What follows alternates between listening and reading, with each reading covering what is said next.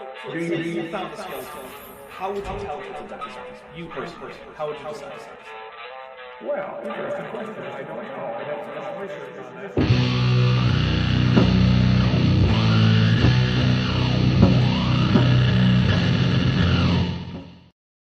Hey everybody, welcome to Matt with Maddie 27.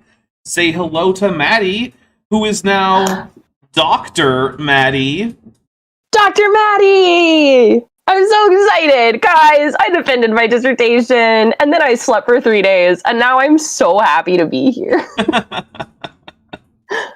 Yeah, it was a pretty hectic 6 months or something. What was it? Yeah. Oh, for my dissertation, you mean 7 years? No. Well, I mean, it wasn't as hectic that whole time, though. Yeah, it's been really hectic, since July of last year. Okay. And just with increasing pressure, especially after Christmas, I was just on fire. Everything was on fire. Yeah. Well, I am very happy for you that you are currently now a doctor. I say currently, that's going to change anytime soon. No, you can't take it away. I have it now. Well, technically, there are mechanisms to take it away, but they're very rarely used. Right, but you can't. No, I can't. That's true. You specifically. Oh, and I just realized we have something up here that I forgot to take down. So you know what? We're going to call that a Dapper's a Professional. Oh, Dapper's a Professional? Mm-hmm. Good, because I need to take a sip. Hey, guys, that's one of our drinking rules. Well, I found something else that wasn't up that should have been somehow. So I'll take another one. That's good, because this beer is really yummy. Okay. I am drinking a rum punch that I have topped with club soda, because I don't know if you guys know this, but just a regular old rum punch is like a third rum. It's so much rum. Yeah. It's like rum, another kind of rum, then 3 kinds of juices in a volume that's only slightly more than the rum, and then a touch of grenadine. And I gotta say, I'm using some real grenadine. This is actually pomegranate syrup, and it tastes so much better. However, the color is not as good. So if you decide to make rum punch for yourself, that you're going to be serving to people, I guess not for yourself, but for guests or something, you want to use real grenadine, which I recommend for the flavor. Get some red food coloring and add that, because then it will actually have the nice punch flavor. Because otherwise, it's kind of brownish. Because real grenadine is the color of oxidized pomegranate juice, which if you've ever seen a pomegranate oxidize, like all fruit, it's kind of brown. Brown, yeah. Yeah, which the cranberry juice is not enough to cover up. So, with that being said, we're not here just to talk about drink recipes, although we do like talking about drink recipes. We're here to talk about one Uncooked Matthew. Uncooked Matthew. Raw Matt, who is on this nutrition podcast, talking about everything that isn't nutrition. Because that's a thing. Instead, he's going on about young earth creationism and Ron Wyatt discovering things that are definitely chariot wheels and not just, roundish coral formations and valve Wasn't wheels. one actually a bike tire? So there was some that were wheels that had been on some vehicle from a cargo ship that had sunk. Okay. There were also some that, if you saw the uncropped versions, they were just valve wheels. Oh. Yeah, just a valve wheel. Yeah. And it's that's a cherry wheel. It's no, man. It's definitely not. But okay, thanks, Ron. Yeah, at least that one actually had pictures. Most of his other finds, he's we're going to be releasing the pictures soon. 20 years later, no one has made a move on releasing those pictures. Oh, yeah, but it's coming soon. Yeah, you got to believe him, guys. He's a Christian. He wouldn't lie to you. Yeah, no way. Unless he's lying for Jesus. Well, actually, even then, there's so much money to be made scamming people who are a bit too credulous about their religion that I wouldn't actually be that surprised if he were just a cynical jerk who wasn't a Christian at all and was just I bet I can get the Christians to pay me a lot of money. And I've known people who've done that. And on the one hand, I get it, because there's a lot of really stupid people out there who will pay money for stupid crap oh yeah, see this shard of petrified wood that I totally didn't pick up in Arizona? This is from the Ark petrified, you see. I got it when I went to Turkey. Oh, okay, sure. Yeah. Now listen, you and I are jaded assholes, right? And we know that that's not real. But man, that guy's out here scamming somebody's Meemaw, right? Oh, absolutely. And like, don't scam Meemaw. That's not nice. No, she doesn't deserve that. She doesn't deserve that. She's nice. She made you cookies. Why are you scamming Meemaw? Come Right? on. Just get the cookies and go. Yeah. Before we get into the drinking rules, though, we got a few things to read. One is Aster Ryu Dapper B Present Tense Third Person Singular Linguist Archives, which contains, in the format of a formal parse that you might find in a linguistics text, a lie saying that I'm a linguist, which I realize is made hard to believe that it's a lie by the fact that I can understand it in the first place. That being said, I'm still not a linguist. But anyway, they say, Sal Cordova, 372 days Bishmate, apparently thinks making a, quote, response video where Vishanti's name is listed first is cool, despite it being Dapper Stream and Zach Hancock's paper. With an AIG as a bag of dicks, so we will take a drink for that. Cheers. Yeah, look, I saw that. Originally it was scheduled for tonight, but now I guess it's scheduled for tomorrow. I don't really plan on looking into it because, I mean, he wasn't there to watch it. He hasn't watched the original series, and I just don't care. Right? Sal's... Okay, look, here's the thing. I think Sal's going through some stuff. And as a result, rather than trying to deal with this in a healthy way, he's just kind of becoming a jerk and pushing virtually everyone away. Which sucks. Because there's a lot of people out there who would, who have reached out to him to make sure he's doing okay, to be there for him, to just hang out. And when I say there are a lot of people, I mean, there was at least one time when myself and Dr. Dan and a few other people from like the Science Friends group just called Sal up together to hang out. Because it seemed like he was going through some stuff. He could have a support network. Instead, he seems to just be pushing everyone away. And the thing is, I'm not going to push... I would be willing to give Sal my time, help him out. But quite frankly, he doesn't seem to want that from anyone. So, I'm not going to push it. And I'm also not going to just, pretend that his bad behavior isn't occurring. So, but that being said, it's still not going to be a major topic of conversation. Dora and Koo for €6 says, so about the image I sent you, Maddie, what kind of rash is that? Not that kind of doctor. Okay. Rosina Code of Holiness Keller for $1.99 says, rounded squirrels? Possibly. Savage the Void Behind the Podium Cobra for $10 says, congratulations to Dr. Maddie! And Rosina Thank you. And Rosina Code of Holiness Keller for $4.99 says, Kent Hovind has a petrified, quote, pickle in his, quote, museum. Yeah, he does. It's just this oblong, hard thing. And I'm like, I have no way to assess that thing's identity as a pickle, as a petrified anything. Yeah. I thought that was a euphemism for bag of dicks. No. He literally has a mason jar containing some long, oblong, hard object, which he claims to be a petrified pickle.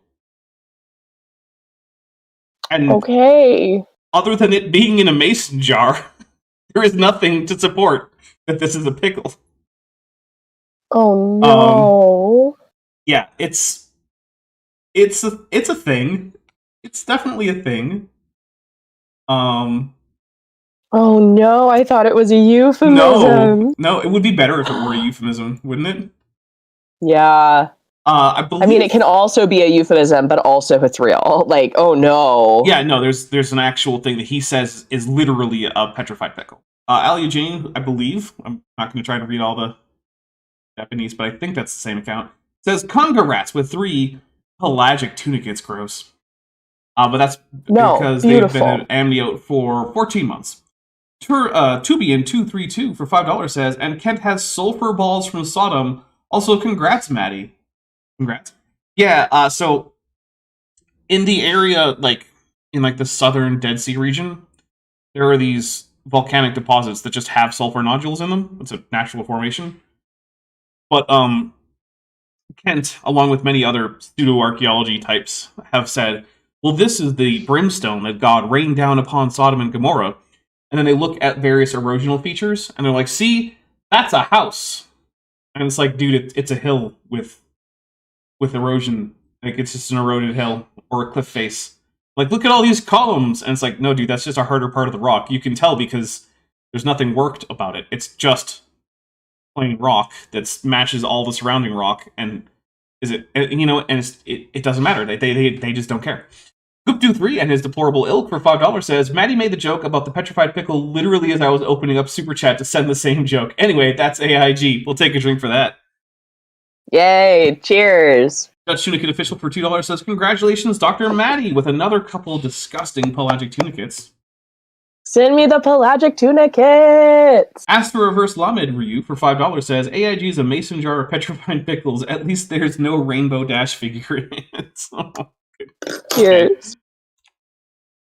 Thank you, everybody. All right, so as you guys may have been able to pick up, we take a drink when someone super chats anything to the effect that AIG are a bag of dicks. We'll also take a drink for any super chat or milestone chat. That includes one of our kaiju emoji, which are only for members. We will also take a drink every time I just kind of screw up. Also, if you decide to give some memberships, we'll take a drink for each gets a membership up to a certain point. Before we get into the more match-driven drink triggers, I will say that if you are going to play along, feel free to play along without alcohol. Maddie, remember that whole time that you were doing that whole pregnancy thing? Yeah, guys, I played. Dapper knew I was pregnant before I said anything because of how many streams in a row I played with water. Well, okay, I can't say I knew, but I had a strong feeling. Strongly suspected. I was like, this is Maddie's like 5th stream in a row or something. Like, not maybe like 3rd or something. And she's like, I'm drinking water. And I'm just like, who would voluntarily listen to Raw Matt this much without alcohol? Yeah, while sober, yeah, that was terrible. Yeah, don't recommend it, but you don't need to play with alcohol, right? Like, you can play with anything you like. You can play with water, vape pen, I don't know. Juice, tea, coffee, yeah, whatever. Juice, tea.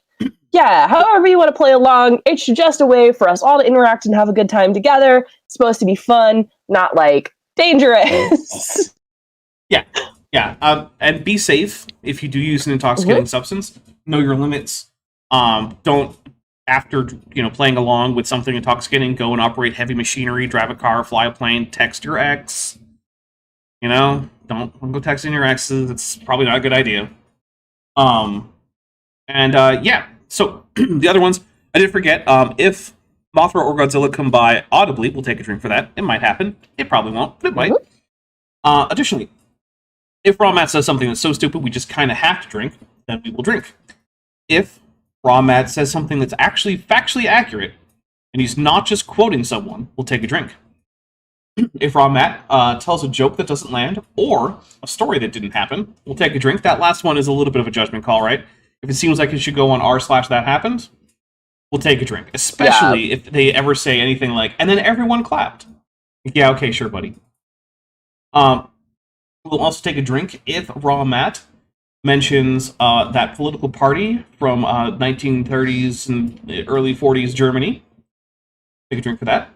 We will also take, the one. We will also take a drink if Raw Matt mixes up what we can know from the specimen Lucy with what we know about Australopithecus as in general, or her species, or any other taxon to which she belongs.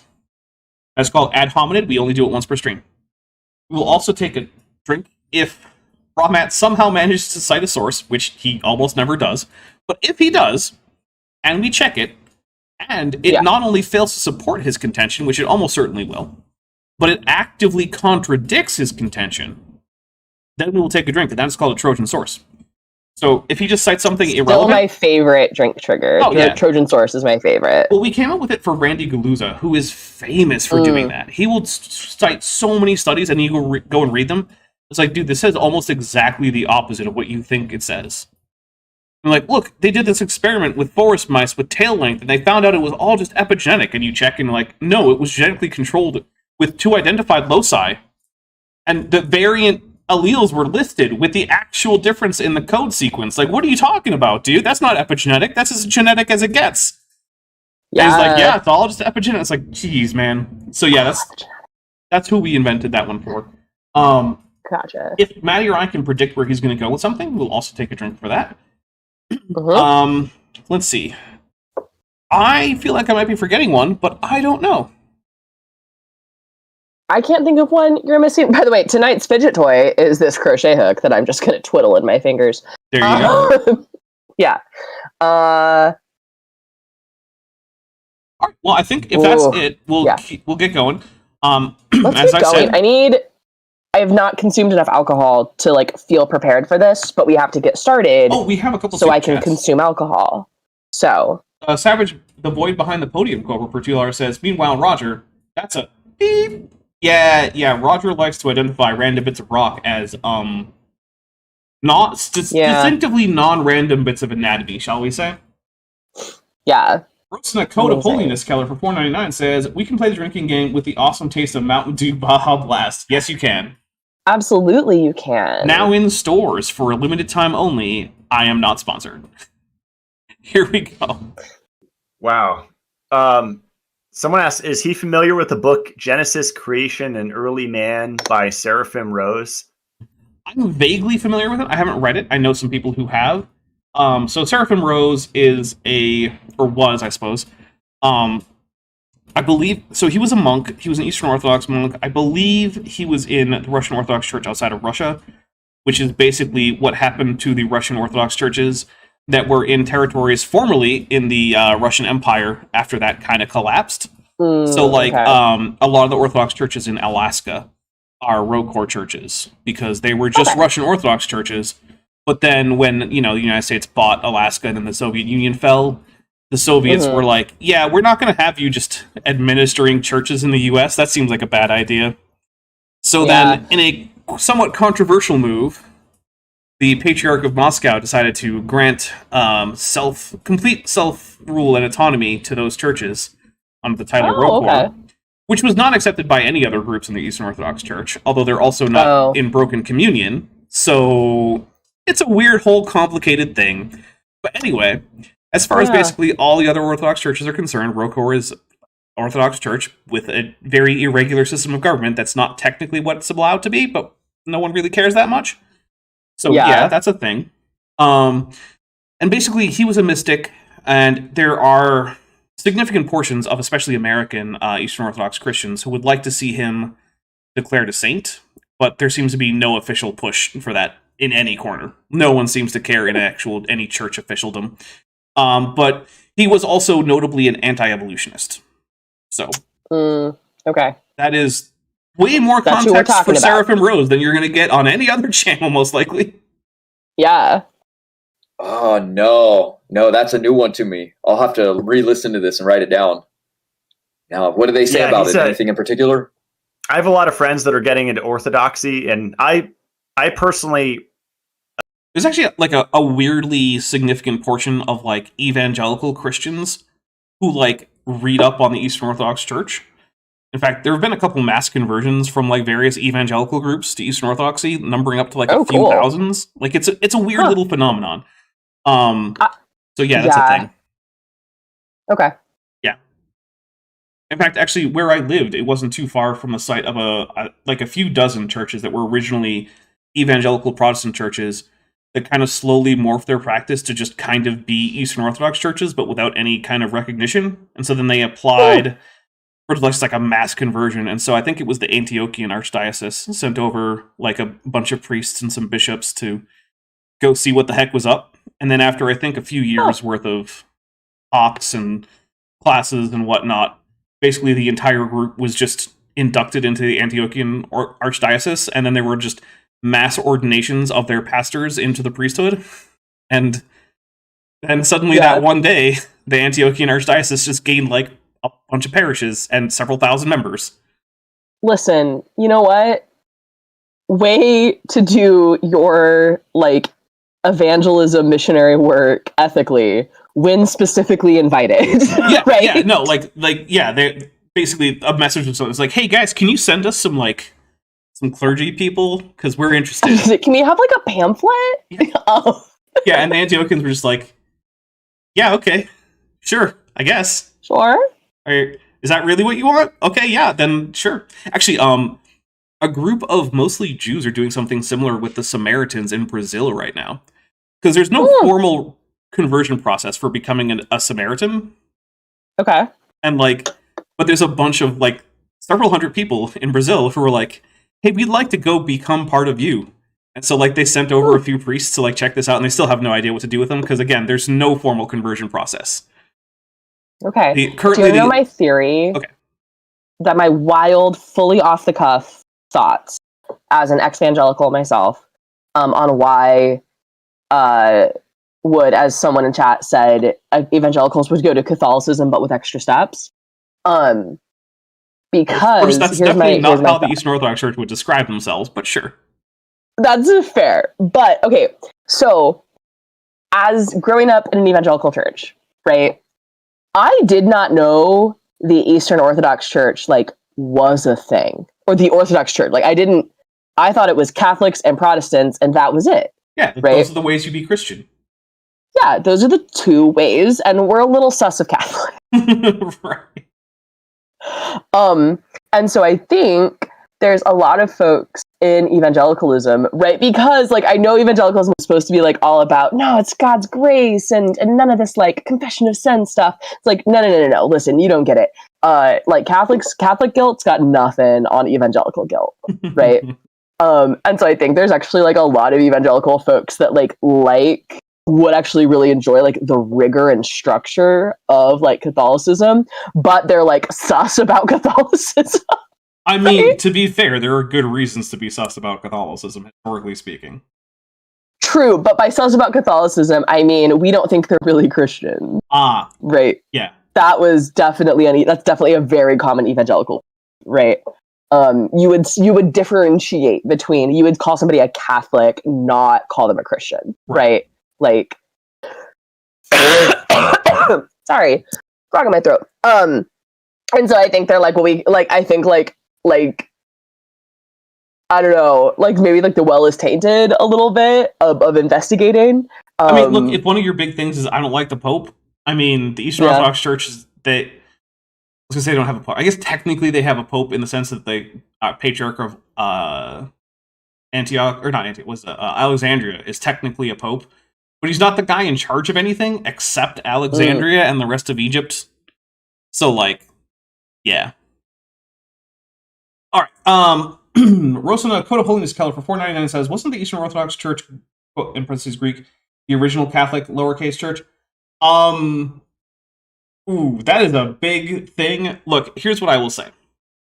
What are currently the Catholic Church and the Eastern Orthodox Church, which includes more than the Greek Orthodox Church. It also includes, like, the Patriarchate of Alexandria, at least the imperial version of the Patriarchate of Alexandria, the Patriarch of Antioch, the Patriarch of Jerusalem, the Patriarch of Moscow, various not quite metropolitans of various other sundry areas, and what is now the Roman Catholic Church, were together unified as the, quote, imperial church until the 11th century, at which point they parted ways.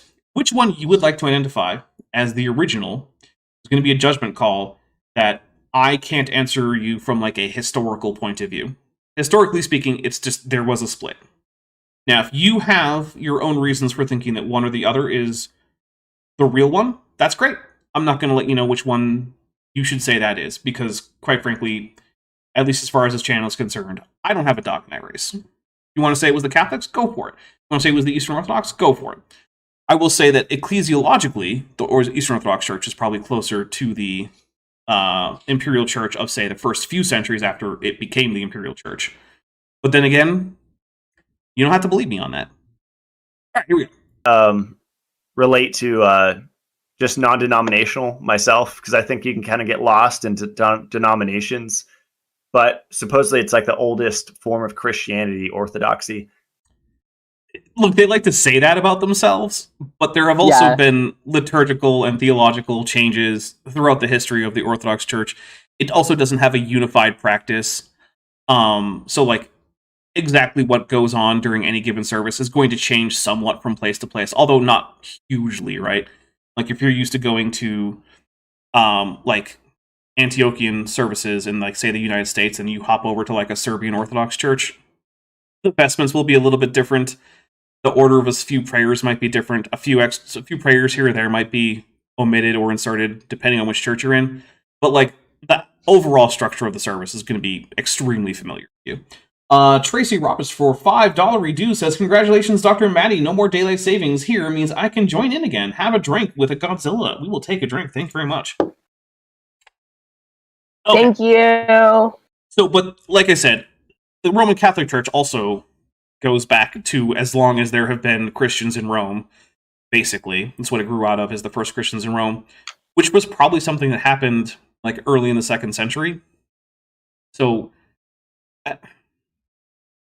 is the Eastern Orthodox Church the oldest church? I mean, only in the same way that so is the Oriental Orthodox Church, so is the Church of the East, so is, the Catholic Church. These are all churches that have their histories going back to the very beginnings of Christianity in those local areas.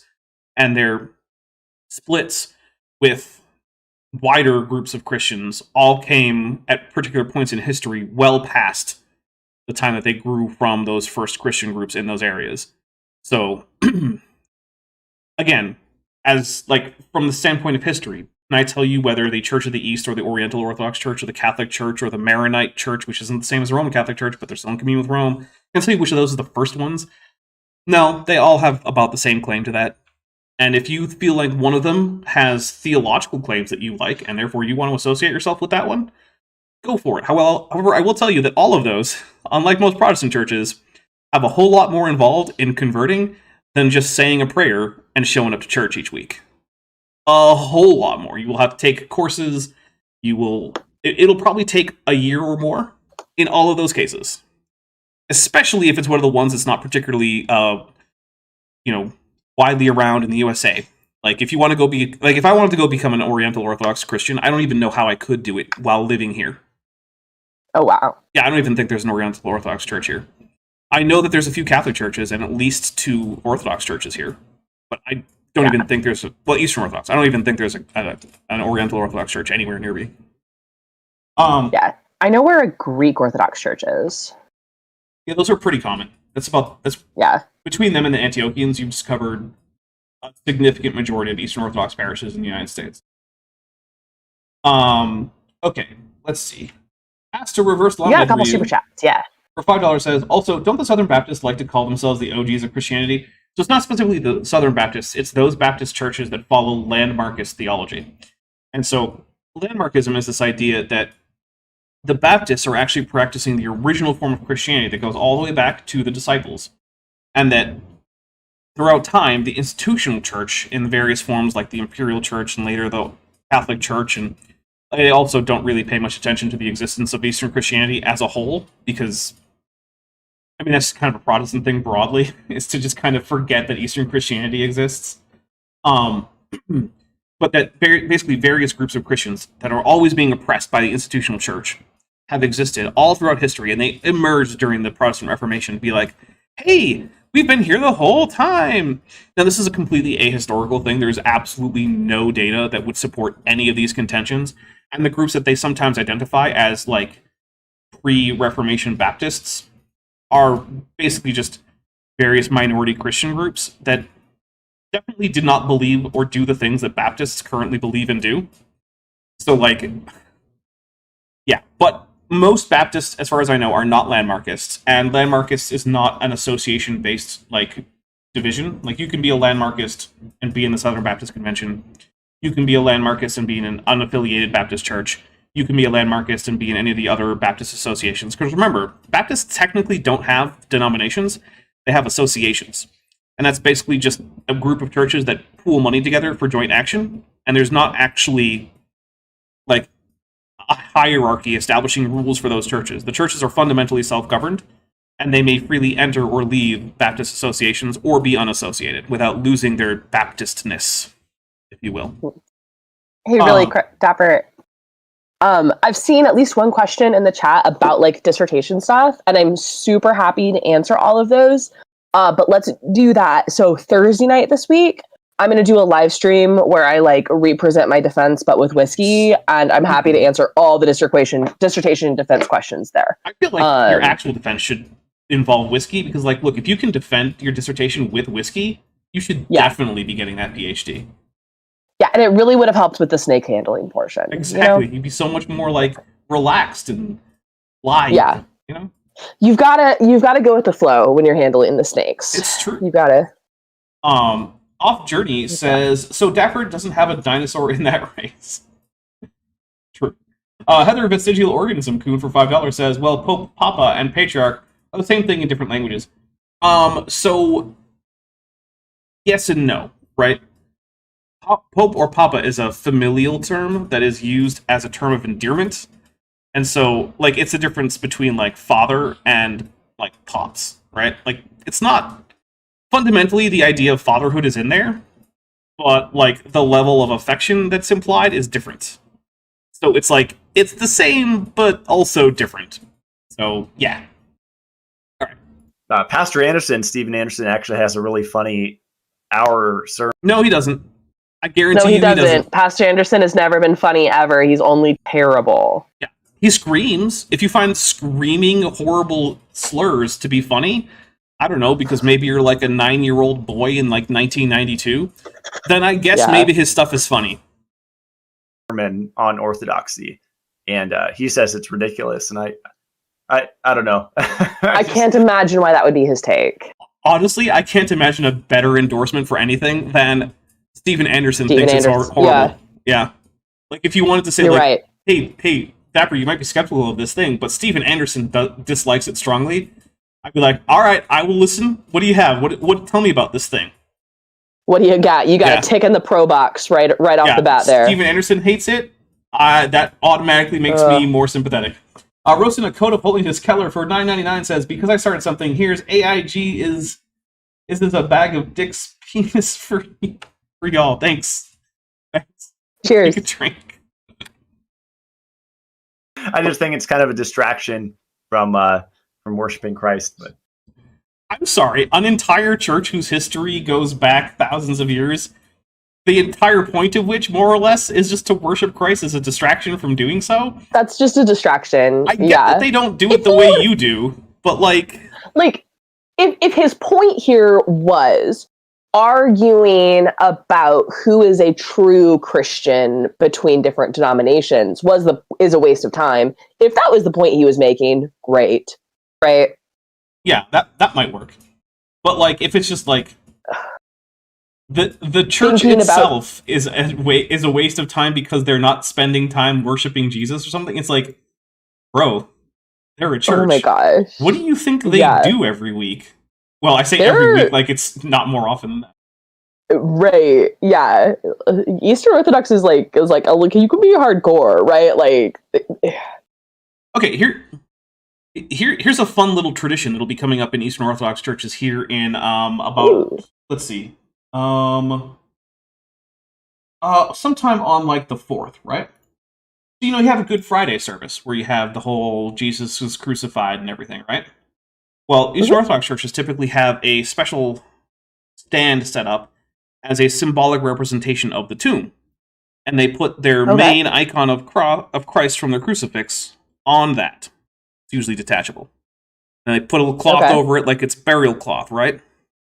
Yeah. And then, traditionally, congregation members will then take shifts to read the entire book of Psalms chanted over and over, front to back, for the entire time between that service and the service Saturday morning, a time which often spans something over 12 hours. Yeah, if you want to go hardcore, you can definitely do that. That's a thing you can do. Do you want to stand for an entire 5-hour Easter service that doesn't start until 11 p.m.? Tell you what, there's an Orthodox church for you. Yeah, like it's way harder to be Eastern Orthodox than it is to be evangelical, non-denominational. Oh yeah, like at least if you want to actually go to everything, which if I'm being honest, most people don't go to even close to everything. Right. Not even the priest goes to everything. The one guy who is Eastern Orthodox at my command in Navy Land, who would always volunteer to take duty on December 25th, right, was truly doing God's work. Right? Yeah. Because they celebrate Christmas on a different day. And so he was like, yeah, I'll take this day. You guys do your thing. I was like, you're great. Go have a new calendar Christmas. I'm going to celebrate old calendar Christmas in a couple weeks. Yeah.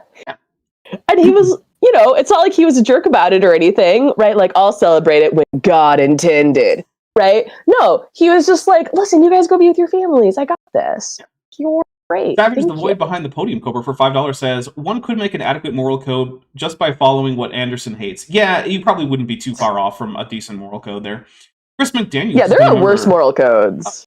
Chris McDaniel, who's been a member for 16 months, and is at the annual level, says, I'm behind the times here. What are you a doctor of, Maddie, please? With a Godzilla? I'll take a drink. Meteorology! Right, so you're the one who gets to fix the weather for us. So guys, all weather-related complaints, send them to Maddie. Yeah, so I now have the keys to the weather machine, right? I have those. It's a rota system, right? So like I've got to put in pretty far in advance when I want to control the weather. Okay. Right? Right? Because if I want it to be like nice for me for a day, right? Sometimes that makes weather bad for other people, right? So just like the line is pretty long, right? But like if you guys got something you want me to put a request in, just like shoot me a DM. I'll see what I can do. So like maybe if someone's like, oh, I want to have a nice sunny wedding in like 6 months or something, like now's the time to request that. Yeah, now is the time to nail down your spot on the rota. Okay. Absolutely. Okay. Good to know. Well, here's the thing. Okay, it's both good and bad, and I'll tell you why. Orthodoxy goes back to, like you said, the oldest writings. Well, what are the oldest writings?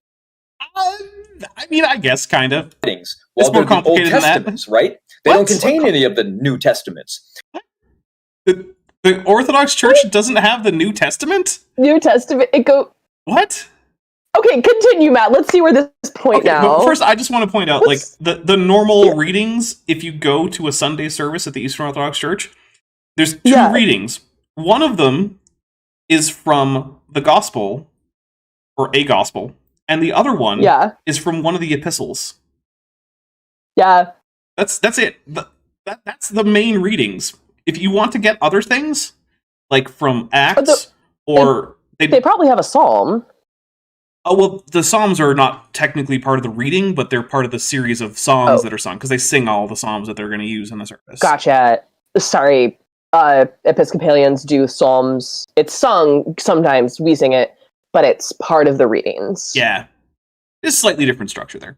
But, if you want it, the Old Testament is read in Eastern Orthodox churches, but you have to go at the specific day to get that specific reading, and it's not just in the normal cycle of Sunday readings. If anything, if you wanted to complain about the Eastern Orthodox Church neglecting a part of the Bible, it would be the Old Testament that you would complain about. Yeah. I have a prediction. I think Matt here is going to imply, but maybe not explicitly state. I think he's at least going to imply that Eastern Orthodox are Jewish. He might be confusing Orthodox Jews with Eastern Orthodox Christians.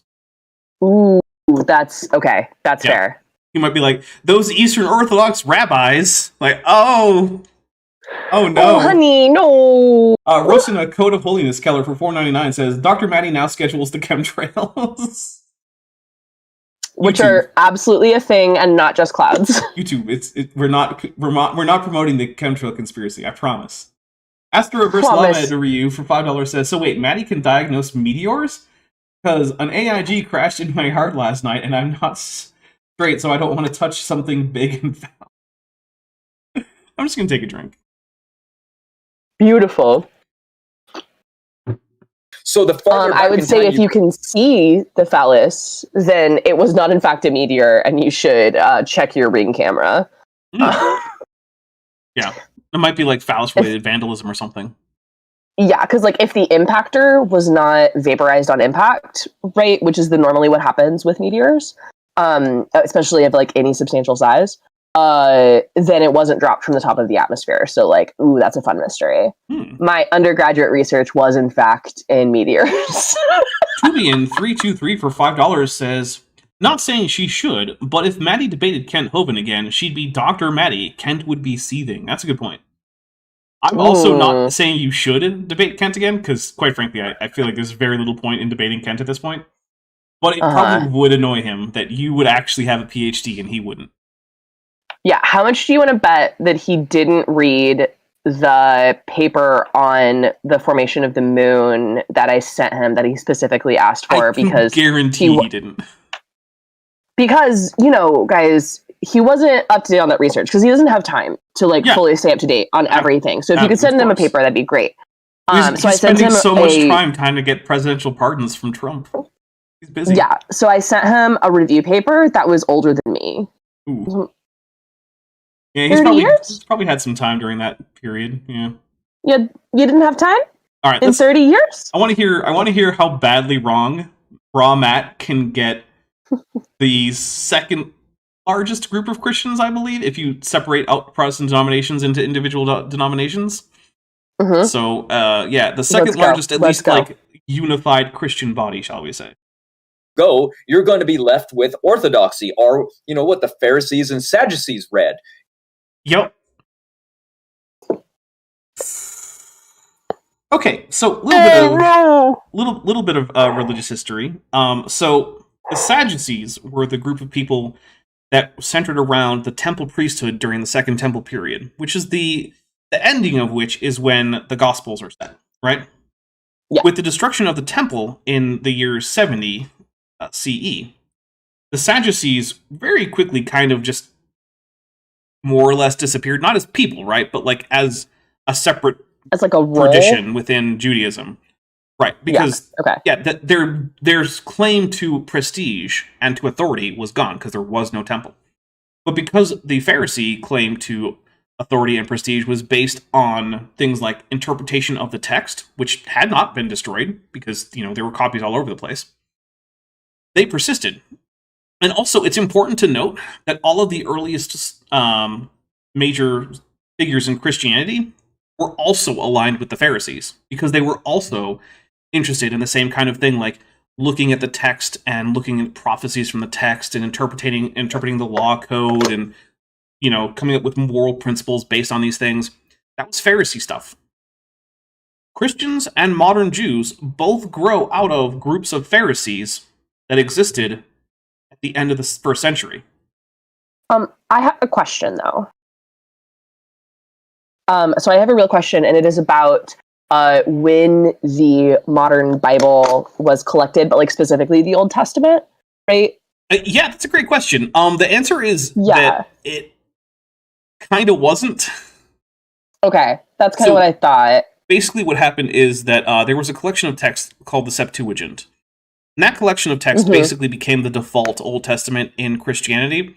And while it was originally written, most of it was translated or written in the context of Second Temple Judaism. As Jews were kind of trying to figure out what their canon was, they started to reject any works for which there was no Hebrew original. That was one of the criteria. Now, we have since found Hebrew originals for a few books that were then, for that reason, excluded, but it's not like they're going to be added into the Tanakh anytime soon. But when it comes to Christianity, there really was no formal declaration of what the canon of the Old Testament was. There were just books that were read at various services, and they were in what we now call the Old Testament. And the idea of the Protestant Old Testament, which rejects the Apocrypha, which are those books that at least originally didn't have any known Hebrew original. They actually... So there had been some skepticism of that, at least going back to St. Jerome, who translated the Masoretic text and the Apocrypha from the Septuagint, as well as the New Testament from Greek, all into Latin in the Vulgate. He was suspicious of those texts, that there were no Hebrew originals for, but that were clearly pre-Christian. And that skepticism has kind of stuck around. And then, basically, because those books were less popular, when Protestant booksellers were selling Bibles, basically, they just kind of started dropping them from their copies of the Bible. And then, basically, Protestant leaders came up with after-the-fact justifications for not including those in their Bibles. And that's how Protestants ended up with a 66-book Bible. It's basically by Protestant thought leaders making excuses for why their Bibles had changed. Yeah, and so also I've been recently kind of on a kick of playing like a bunch of Kip Davis's stuff on the Dead Sea Scrolls.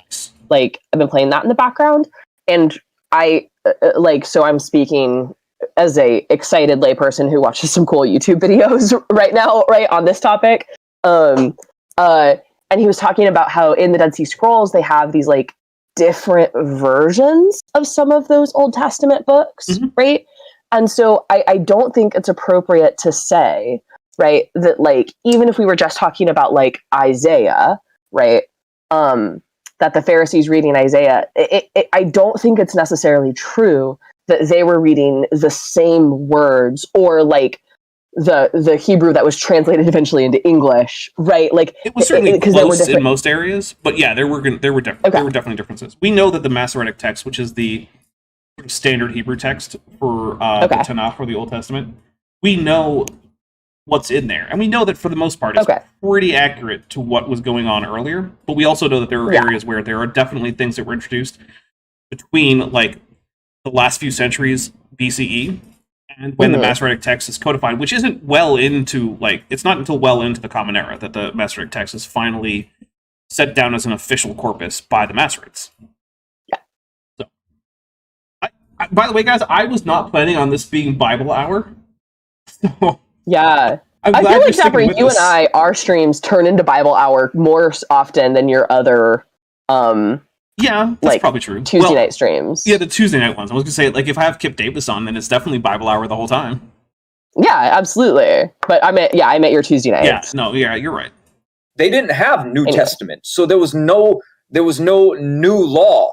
There was nothing to compare it to. Yep, he doesn't know that the Eastern Orthodox Church is a Christian group and not a Jewish group. This is amazing. He does not know that. Oh, no. That actually does explain his earlier comment about worshiping Jesus. Oh, yeah, that's true. Okay. All right. Yeah, I guess that makes sense. So that's, like, it's still a very silly thing to say, but at least we understand the core mistake. I have to take a drink for this whole, like, apparently the Eastern Orthodox Church are Jews somehow.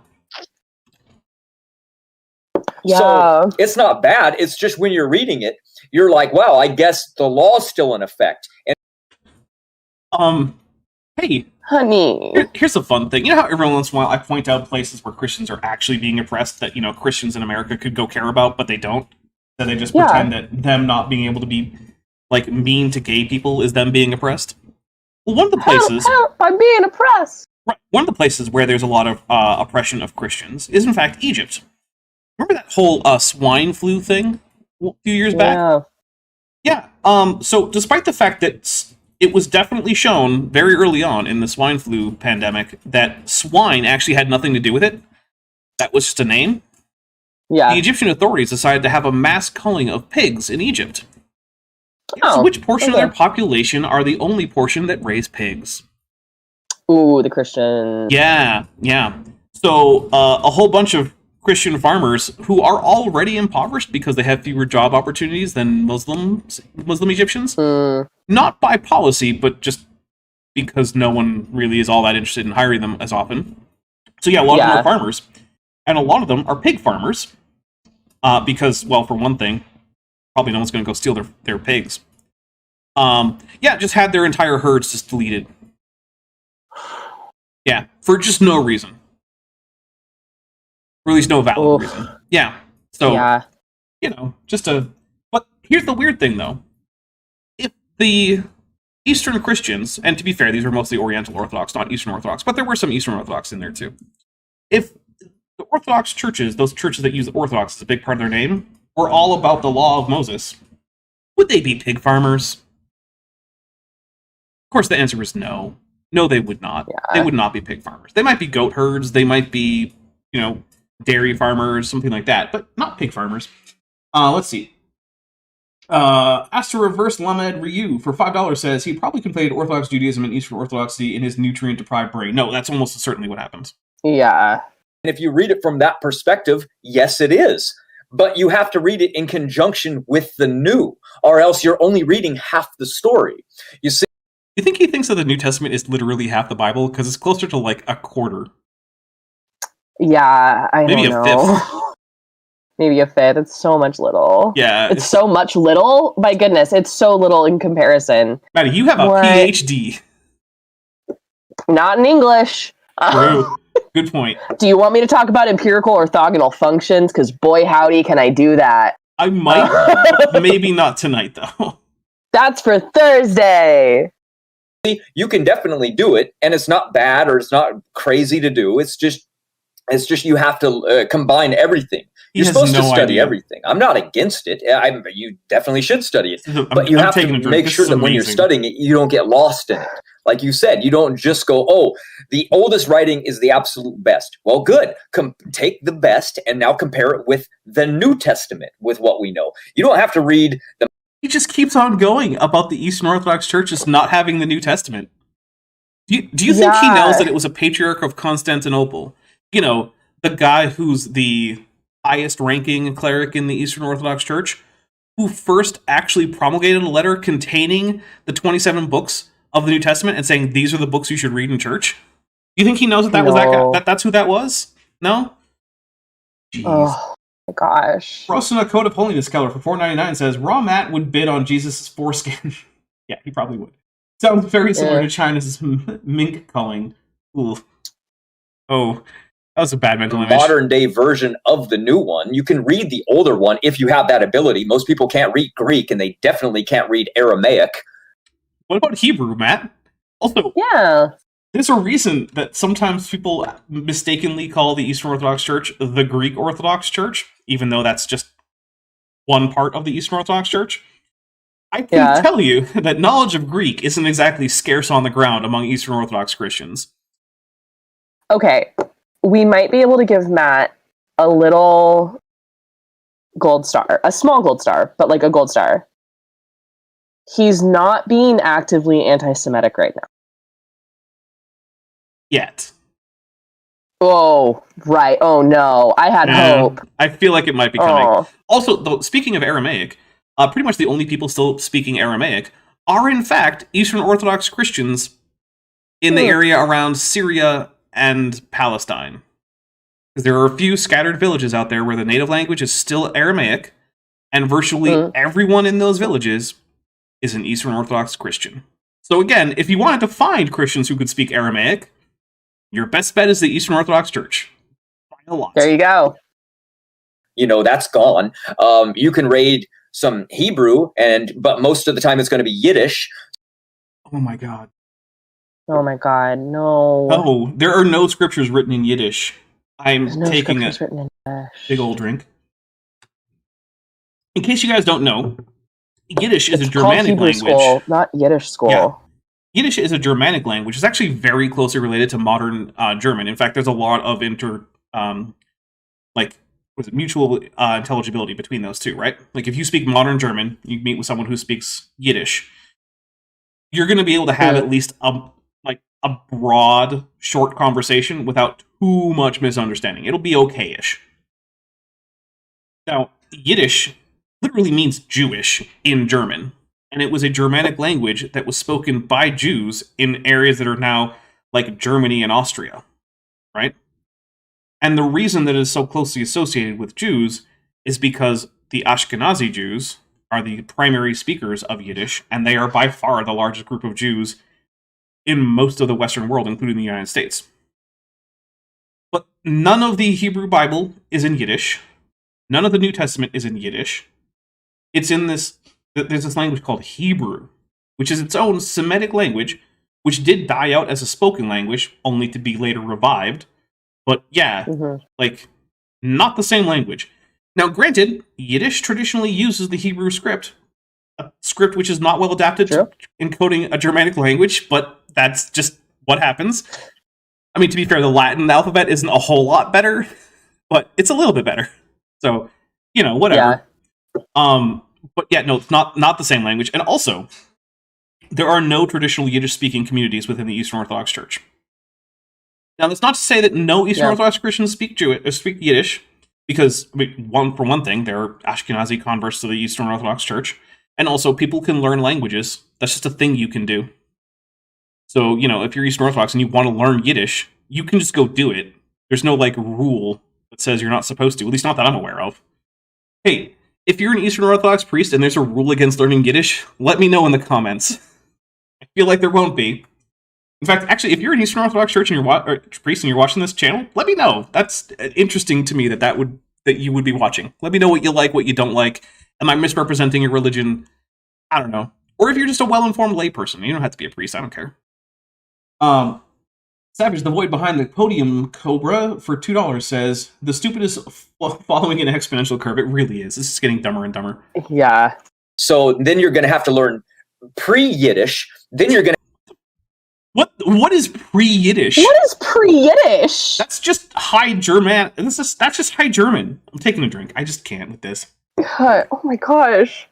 We didn't even get a second further before you said something very dumb. Yeah. Oh, and by the way, the High German refers to elevation, not like it being a better German, just so you know. It's the German spoken in like the medieval period in the highlands of the German-speaking area. Gotcha. Thank you actually for clarifying, because I assumed that meant like formal. No, but it's literally elevation. Those Germans are high up, so they speak High German because they're high up. Great. It's weird. I have to learn Paleo Hebrew, and that alphabet's even harder because they don't have vowels. Hey, most texts in written modern Hebrew also don't have vowels encoded, except for Matras Lecciones, which Paleo Hebrew also can have. It's just a different it's an abjad, but it's just a different script for writing Hebrew. Yeah. There's a 1-to-1 correlation between modern Hebrew letter and Paleo Hebrew. And Paleo Hebrew is just the Phoenician alphabet, by the way. We don't need to give it this fancy Paleo Hebrew. It's just the Phoenician alphabet. Heather Vestigial Organism Kun for $5 says, as far as I know, Yiddish is a Creole with German as one of at least 3 root languages. Okay, maybe it's the main root language. So the thing is, Yiddish has a lot of loan words, right? But that is not the thing that makes it a Creole.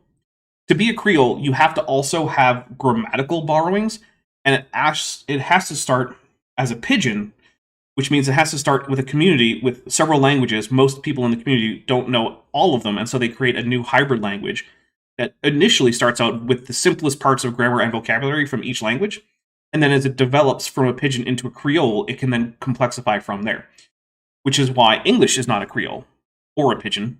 Neither is Yiddish. However, Yiddish does have heavy lexical influence from things like Hebrew. So there's a lot of words in Yiddish that are taken directly out of Hebrew. And so if you know Hebrew, you'll know a lot of the Yiddish words. But the grammatical context is going to be entirely different, because Yiddish doesn't have things like, like a construct state, or the aspect-based focused verbal system, or like inflecting verbs for the gender of the subject, which is a thing Indo-European languages broadly don't do, but Semitic languages love to do that. It's like, we need to know if the second person subject of this verb is feminine or masculine, because it matters. By goodness, if you say you as the subject of a verb and you don't get the right gender on that you, not okay. Bits of Inanimate Life Rage, who's been a member for 9 months and is at the annual level, says, using my milestone chat for the sole purpose of increasing the drink counter because, wow, with a Godzilla, a Mothra, a Ghidorah, and an AIG as a bag of dicks, and unfortunately a pelagic tunicate.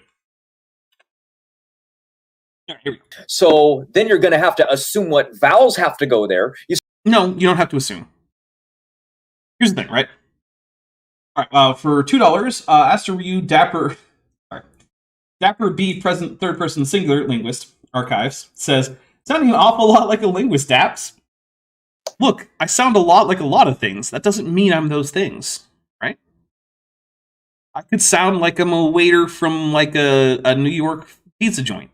That wouldn't make me one of those, right? It's just it's an act, if you will. A well-researched act, to be fair. Okay, so it is true that in some cases you will need to make a judgment call as to which vowels are going to go where, right?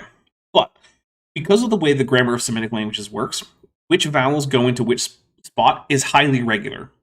And if you know the grammar well, and you know the vocabulary well, it's usually not terribly ambiguous, especially since most long vowels actually do get encoded by the time Hebrew arrives on the scene as an identifiable linguistic category in the first place. That's well after certain consonants had started to be stand-ins for long vowels. So you have the long vowels pretty unambiguously most of the time, and from there, there's only a relatively small, linguistically speaking, which means, it'll take you a while to memorize it, but from a, cognitive burden for a native speaker standpoint, a relatively small number of patterns which the vowels are likely to fall into. And if you know the context, and you know the language, and you know the vocabulary, the chances of you getting that badly wrong are pretty small. Now, granted, if you're just a native English speaker who's coming to Hebrew just out of the blue, and you're trying to read unpointed text, yeah, it's going to be tough.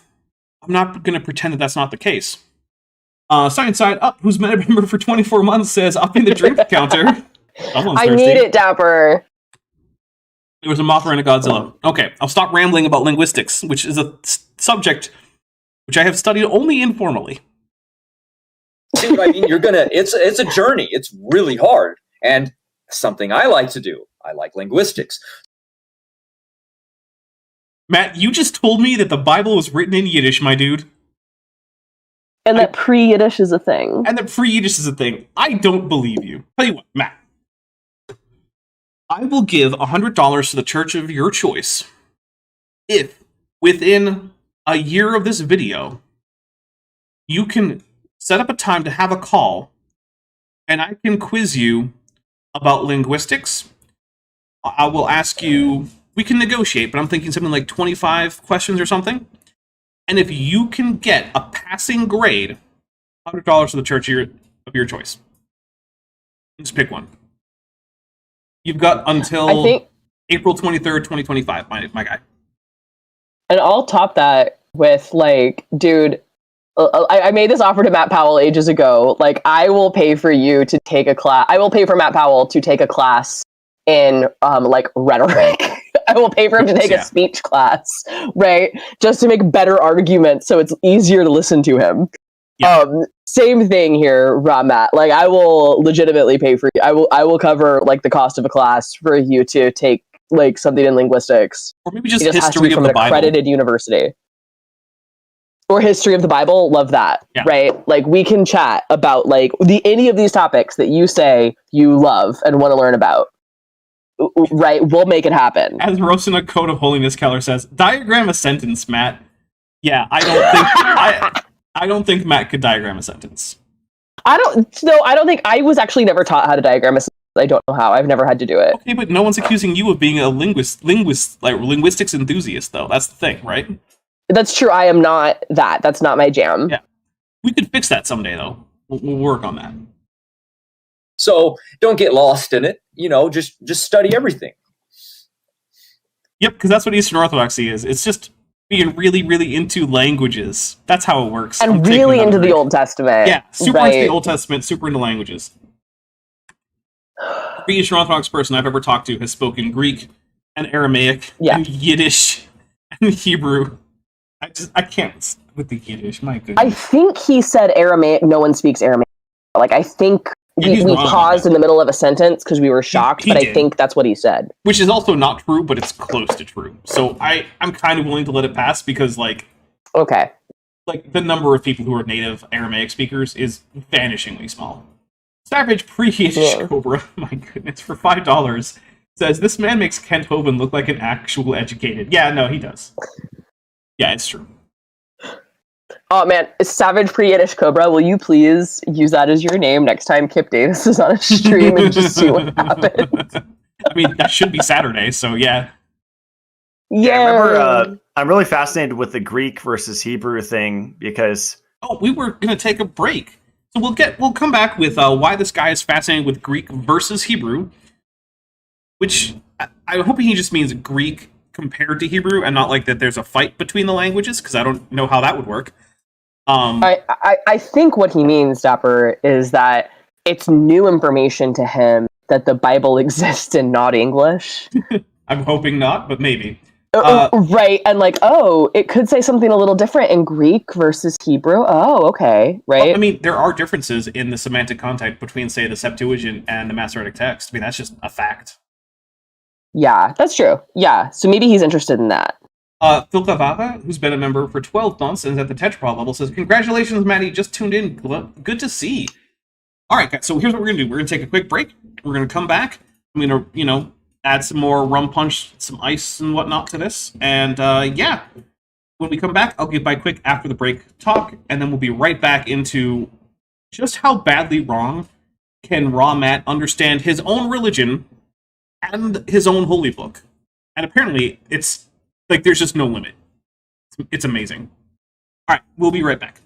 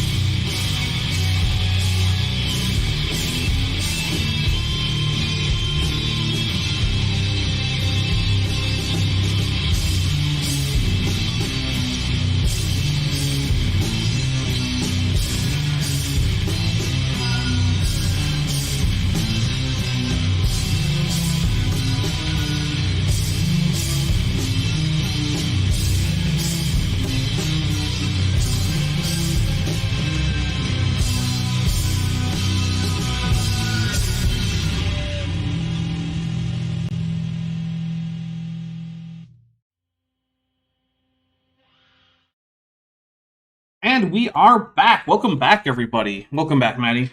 While I was gone, Hey, thanks. Ask the Reverse Lamed Ryu said, in the International Phonetic Alphabet mostly, AIG, nominative, B, present tense, third person singular, determinative, non-definite, bag, genitive, dick, plural. Thank you. Thank you for that parse that roughly comes out to AIG as a bag, dicks. Cheers. You know, the fact that you can do this also indicates that you might be a linguist, Asta Reed. Just going to put that out there. All right, so after the break, a little bit. As you guys know, or maybe you don't if you're new, I don't know, but this channel is almost entirely supported directly through the support of my viewers, whether it be through Patreon, supers, joining the channel, all sorts of stuff like that, right? Now, if you are not currently someone who is financially supporting, but you like what I do here and you're interested in doing so, there are a number of options for you. The one where I get to eat the most is Patreon. Patreon starts at $1 a month. It goes all the way up to $100 a month if you want it to. You can also get a 15% discount for going annual instead of monthly. There's also the channel memberships that starts at $1.99, can go up to $20. That one is the one that gets you the green name and the little symbol after your name. It also gives you access to the channel emojis. Either one gives you early access to just dozens of Dapper Dinosaur videos. Literally dozens, right? There's more than 24 videos that you can just watch. Those are all in early access. They won't be, the newest ones won't be coming out for months and months. That really, really helps. There's also, if you're not into an annual or a monthly thing, there is a merch store. There's also an Amazon wish list for both myself and one for Benthoven. Also, Benthoven has a Patreon listed in the description if you want to toss a few bucks his way. The wish list is basically just to give me the occasional dopamine hit. Is basically what that is. Yeah, every once in a while I get like something in the mail and I'm like, ooh, that's cool. And yeah, I'm like, you know, I'm happy for a while. Just for no other reason than that happened. So yeah, it's an easy way if you want to make me happy for a few days. Just get me something from the Amazon wish list. But if none of that's right for you, if you can't afford it, and especially if you can't afford it, I do not want any of your money if you can't afford it. If you can't afford it, or you're just not interested in a monthly or just in any kind of financial compensation, make sure you like the video, share the video, comment on my videos, watch a few of my videos in a row, because that really helps too. All right, we got a few membership chats and some super chats in here. James Duncan, who's been a member for 16 months and is at the annual level, says, am I really that old? I was diagramming sentences in the 3rd grade. Wow, the 3rd grade? That's impressive. I was not doing that. Meldeborn, who's been a member for 19 months and is at the Serops level, says, congrats on becoming a doctor, Maddie. I hope you're having a good time too, Dapper. I am having a good time. The rum is helping. Thank you. Also, you might have just gone to a better school than me. Well, also possible. Roast in a Code of Holiness Keller for $1.99 says, AIG is a bag with penis written on the front with a U. All right, we'll take a drink for that. Thank you very much. And a Hijmochwit for 69 secs. Thank you very much. Always appreciate that. Says, I think we've suffered 10 psychic damage from this. AIG is a bag of dicks. Or this bag of dicks of a human being. The Yiddish Bible may be the dumbest thing I've heard on this channel. I mean, I'm sure there's a translation of the Bible into Yiddish, to be fair. Just wasn't but written. That's like an original language. Yeah, but also Hijmochwit is fearmonger, and Hijmochwit is Klingon for a person who causes people to be scared. A frightener. Oh, by the way, when we were on break, I ducked inside and said hi to my husband, and I told him I said the phrase pre-Yiddish. I was trying to explain that very quickly, and he just looked at me and was like, well, German's a thing. Right? Yep, it sure is. And that made me laugh so hard that he was right on there with us. I'm glad that your husband, just off at the top of his head, knows more about everything that Raw Matt is talking about than Raw Matt does. All right. Well, unfortunately, we have to get back to Raw Matt now. Oh, all right, let's see what happens. Oh, hold on, I missed a super chat apparently. Oh, I did. My unfinished journey for $2. I'm sorry. Says RM loves Raw Matt loves linguistics. He can stare at it for hours. Yeah. By the way, guys, I am more prone to miss the $1.99 or the $2 little like light blue, powder blue type super chats because they don't pop up as a real notification at the top of the chat. So if I miss yours, please let me know. It's not intentional. It's just that sometimes they fall through the cracks. All right, here we go. I know there's the Hebrew Roots movement. There was a great documentary kind of... That is a thing. It's definitely not the Eastern Orthodox Church, but okay. Exposing that. And Pastor Anderson said the King James Version, which is the only version I read, had the most translators working on it. I think it was like 54 translators, and they knew multiple different types of Greek. There is no correlation between number of translators and quality of the translation. This is not a thing. You could have a million trillion translators and still produce a bad translation. For those of you who maybe don't remember this, and let me remind you, Nutrition podcast we're listening to right now is also hosted by a guy named Matt. Confusingly enough, yes. And so, yeah, host Matt, like, I haven't had as many feelings about like I don't know anything about this guy. He's just like a blank person in my brain. But now he's like, oh, Pastor Anderson says. I was like, oh no, honey, run away. Yeah, no.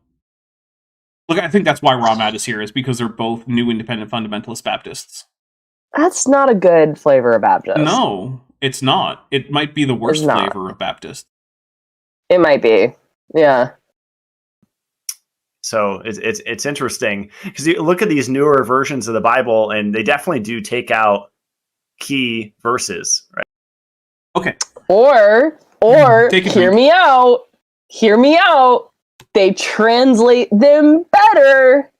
Yeah. And the King James isn't capturing the actual meaning of the original text. Well, it gets even worse. So the King James includes verses that we know were not originally in the text of the Bible.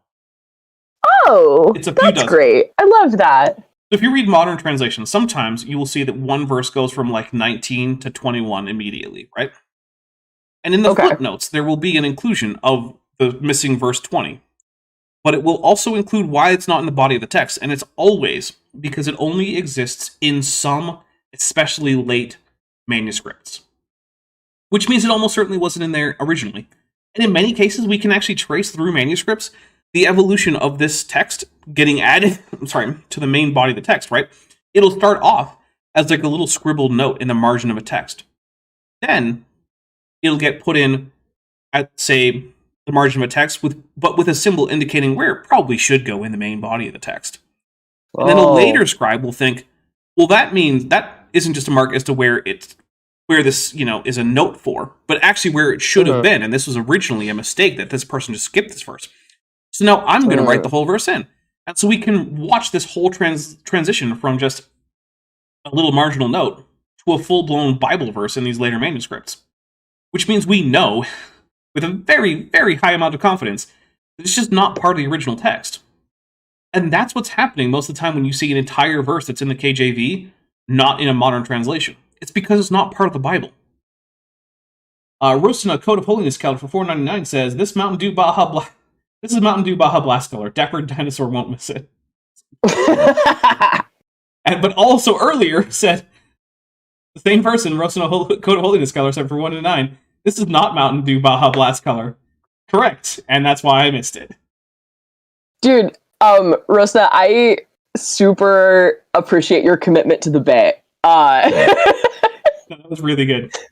That was really good. I appreciate your commitment to the bit. Also, Tea Time Tea for $10 says AIG is a bag of pipe, close parenthesis, exclamation mark, broken JPEG, copyright, pipe. Okay, but less than $1. God, that was painful. Yes, I'll take a drink for it. Yeah, Dapper, it says dicks. No, it doesn't. It says pipe, close parenthesis. In what's internet speak of the early aughts when I was on AIM Instant Messenger? Is it Leet Speak? Leet Speak, yeah. There we go. That looks like Leet Speak for dicks for me. I mean, yes. But I wanted to go completely in and actually read out the symbols. I've looked it up. It's like their verses removed.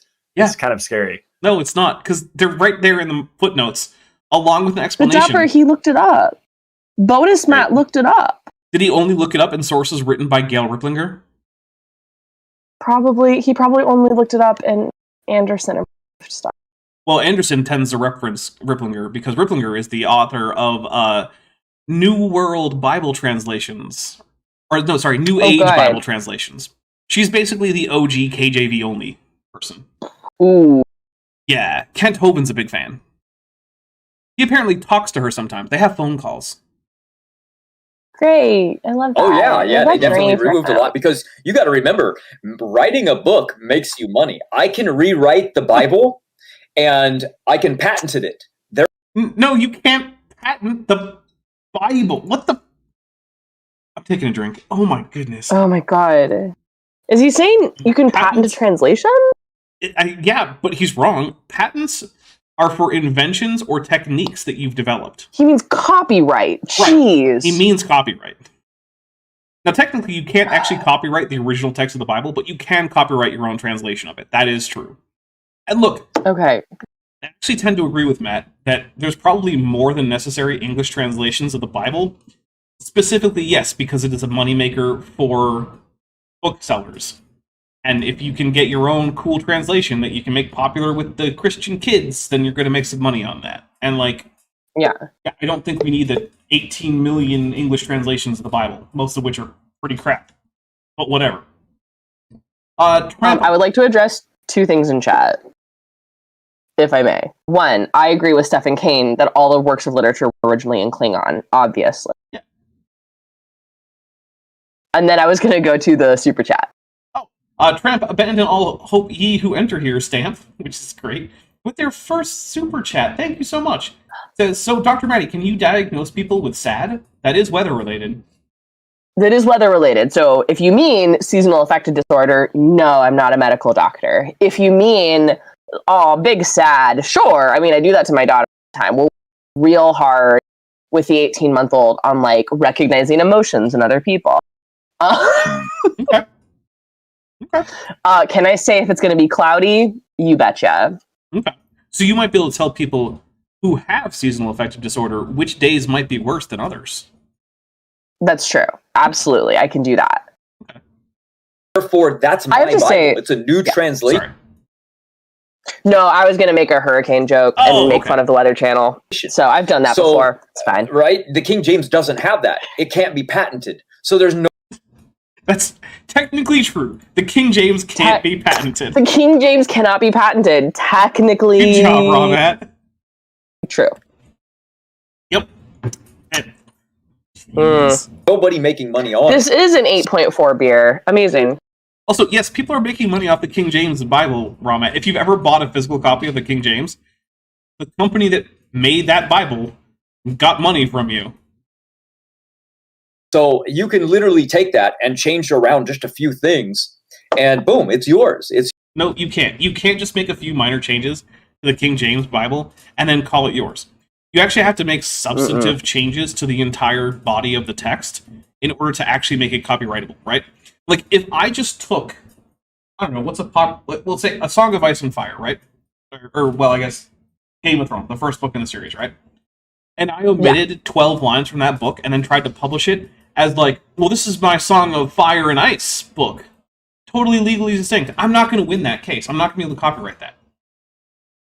You need to actually do a whole lot more than that if you want to copyright something. And even then, it's questionable if you can copyright all of it if most of it's actually still based on the King James Version. You might only be able to copyright the parts that you change substantially. Roasting a Code of Holiness Color for $1.99 says, doesn't the King of England own the KJV copyright? No. There is no KJV copyright. The KJV is entirely in the public domain. You can go with your own... You can go print your own KJVs and sell them openly in England in front of the stupid king's big nose and big ears, and legally, he can't stop you. Yep. Yours. So people have changed a lot, probably out of mistake, probably on purpose sometimes. Citation needed. It's pretty much always on purpose, and it's not some big conspiracy. It's literally making a better translation in these cases. Queer Toadstool, who's been a member for 5 months, says, just wanted to say happy early birthday to me. I'll be 21 in 2 days and can't wait to celebrate. Well, happy birthday. Oh my god, happy birthday. next week, I don't know which Tuesday stream it is, but next month, I hope to join. Maybe you'll join the drinking game, my guy. Yeah. I assume you're in the U.S. and have been totally following all the laws, but... Or maybe you're not in the U.S. and you've still been following all the laws and playing along anyway. Because the U.S. has an absurdly high drinking age. We do. So I realized the absurdity of my statement there in a second, but would love to share a drink with you, my guy. Happy birthday.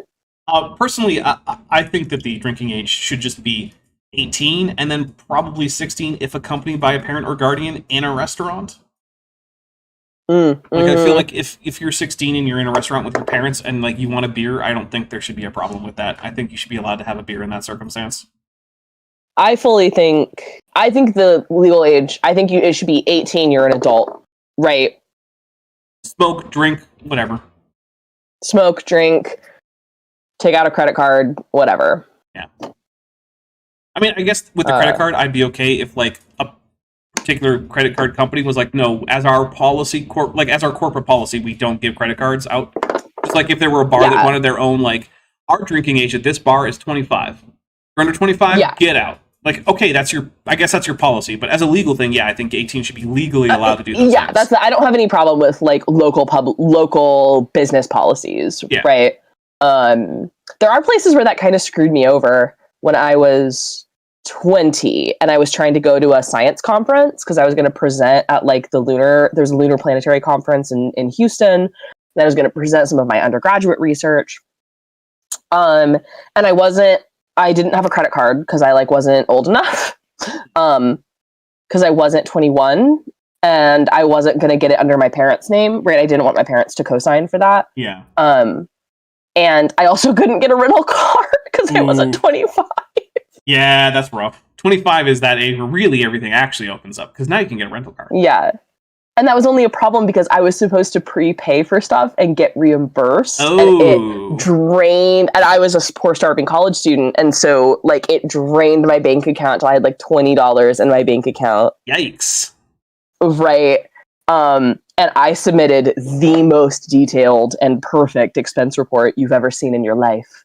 Oh, apparently, Guptu in his horrible ilk says the KJV is in public domain in the UK, and Commonwealth, but is the Crown still has exclusive commercial rights? Well, that just doesn't make any sense. UK, fix yourself. It doesn't really matter, but it does get watered down the more you do translate something. No, it doesn't. No, it doesn't. If you do an actual good translation from the original language, then it doesn't matter how many other people have done the same thing. You can make a perfectly good translation. Now, if you mean that it gets watered down, if you translate it, say, like from Hebrew to Greek to English to German to Japanese to French to Taiwanese and then back to English, yeah, okay, sure. In that case, but no one's doing that, so I don't know why we have to worry about that. The most I've seen is you can get English translations of like the Septuagint or the Vulgate, where the original source text being used is like the Greek of the Septuagint or the Latin of the Vulgate, right? Like the Douay Rheims is a translation of the Vulgate, not of the Masoretic text and the Greek New Testament. So if you want to go get a Douay Rheims Bible, then sure, I guess you could say it's been watered down by passing through the filter of Latin. Whatever. Let's see. Rosno Code of Holiness Keller for $4.99 says, Cambridge University Press is the owner under royal assent of the authorized version in England. England needs to fix their stuff. What about Scotland? Who can print KJVs in Scotland? Because remember, a lot of scripture needs to be transliterated. He doesn't know the difference between transliteration and translation, does he? No. Let me make sure I know the difference. If you please. Transliteration is like... That's like... No, sorry, help me out. Of course we're going to take a drink, because if you're going to be talking about this, it's the kind of thing you would want to know. That sounds dumb, but I would need to look up transliteration before I was confident in my response. Transliteration is just taking something from a language that doesn't use your alphabet or writing system and putting it on a sound basis into your writing system. So, for instance, if you take a look at the name of, say, the Israeli Prime Minister in your newspaper or online, and instead of having a bunch of Hebrew characters, it has a bunch of Latin characters that kind of sound out what his name is, that name has been transliterated. Okay, so like I see this more with like East Asian names in science literature, right? Like Wang and Zhang. That's written in English characters. Okay, and not amazing. in a Chinese logogram, which would be entirely opaque to you. It would be entirely opaque to me. Right. So, no, the Bible is almost never transliterated because what use would that be? Virtually anyone who could benefit from the original language already knows the Greek and Hebrew alphabets. But unless you wanted to make yourself a nice little curse tablet, I guess if you were doing and be that, able to pronounce that. I don't think Raw Matt's making a lot of curse talismans and tablets, though. Probably not, but like, listen, that could be useful. I don't know. I don't know who you need to curse. That's not my business. You know what, Raw Matt? Transliterate all the Bible you want onto your curse tablets. Just go for it. Just don't make them out of lead, man. Just don't do it. Aluminum is a thing. Just make them out of aluminum, man. Mm-hmm. Or clay. Like, make it out of clay. I mean, traditionally it's metal, but yeah, clay could work, I guess. And a lot of times people make that mistake and they translate something. So you lose the answer that you're looking for in words. What? Oh, well, Matt, I guarantee you, if I handed you a transliterated copy of the Bible, you couldn't make heads or tails of it. I'm taking another drink. I can't with this. How is this even possible? What is happening? Because words mean things. And yeah, but you don't know what those words mean, Raw Matt. You don't. If I ask you what, like, very basic Hebrew vocabulary words meant, right? You wouldn't know. Same thing with Greek.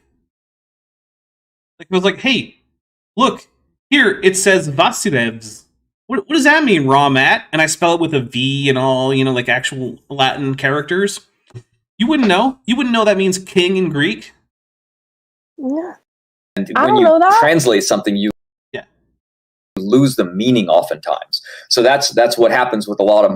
Yeah, Rosna Code of Holiness Scholar says he's conflating localization and translation. Yeah, I mean, to a large extent. Modern day newer translations, they don't understand it. They just remove it. It doesn't fit there anymore. It doesn't match. Boom, it's changed. Citation needed. So I agree with you. Wow. Yeah, and I'm still working on learning the words. Remember when this was about the Eastern Orthodox Church and then suddenly we're into like translating the Bible? Remember when this is a nutrition podcast? Yeah, well, there's that. Hey, did you know that in those Greek churches, the version of the Bible they read is just the original? It's not even updated to modern Greek. Nice. Yeah, they're just like, no, this is the text of the Bible in Greek. This is a Greek church. We just read out the text. Oh, I'm sorry, you're not familiar with this many noun cases because modern Greek reduced the number of noun cases that are functional in the language? Don't care. Because some words in there don't mean the same thing as they mean today. Yeah, in the KJV. But no. Yeah. Oh my goodness. This is an argument against the KJV, guys. Yeah. Right, like, I'm trying to think of an example. I can't. But okay. Like science in the KJV. Yep. Meat. Just meat. There you go. That has a different meaning. Corn has a different meaning. There's so many words in the KJV. Replenish has a different meaning in the KJV than it does in modern standard English. There's so many basic words in the KJV that do not mean what they mean to you today as a 2024 native English speaker. For instance, I'll just go through those. Meat. I do not think it means what you think it means. Meat just basically means any good food. Corn means any grain. Replenish just means fill. Very basic words for you. Don't mean the same thing in the KJV. In fact, in 1611, when the KJV was published, because it was itself a very light revision of the Bishop's Bible, which would have been translated centuries earlier, it was already considered to be archaic and hard to understand. In 1611, my guy, it's the 2020s. You do not understand the KJV. I guarantee you. There are different meanings. Brethren? They say brethren so much. Yeah, they say brethren. That's just the plural for brother. Like, come on, man. Yeah. That's if that's the one that's tripping you up, you should really stop reading the KJV. so much. I thought it said breathing at first. I was like, man, they're doing a lot of breathing. Wow. What's going on here? Yeah, but no, there's all kinds of. I remember. Rosna Code of Holiness Color for 499 says Nephilim versus Giant.